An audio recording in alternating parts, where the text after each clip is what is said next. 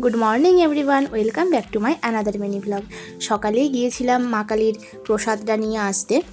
পুজোর দিন রাত পর্যন্ত যেহেতু এখানে থাকা হয়নি, তাই প্রসাদটা নিতে পারিনি সেদিন, যে কারণে আজকে নিয়ে গেলাম।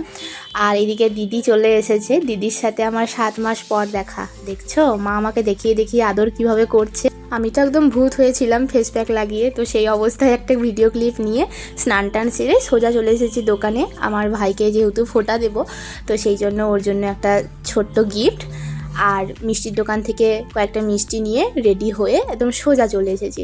শৈশবের খুনসুটি থেকে বর্তমানে পথ চলা সবই যেন একই রকম থেকে যায়।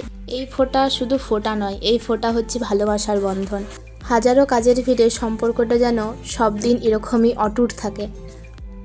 এখনও পর্যন্ত বড় হয়েছি ঠিকই, তবুও খুনসুটি, ঝগড়া, রাগ এগুলো কমেনি। ও তো রীতিমতো, ওর সাথে ফোঁটা দেওয়াটা রীতিমতো আমার পানিপথের চতুর্থ যুদ্ধ হয়েছিল। মানে ও রীতিমতো পালাতে পারলে বাঁচে।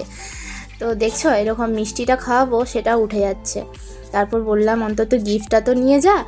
আচ্ছা, তারপর কাকিমা দিয়েছিল লুচি, আলুর তরকারি, মিষ্টি। কাকিমার হাতে রান্নার তো কোনো কথাই হবে না, লুচির থেকে তরকারিটা বেশি ভালো লেগেছে। আর এইদিকে দাদুর আর নাতির ভালোবাসা শুরু হয়ে গেছে। তাহলে সন্ধ্যাবেলায় লাড্ডুকে খাইয়ে আজকের দিনটা এখানেই শেষ করলাম।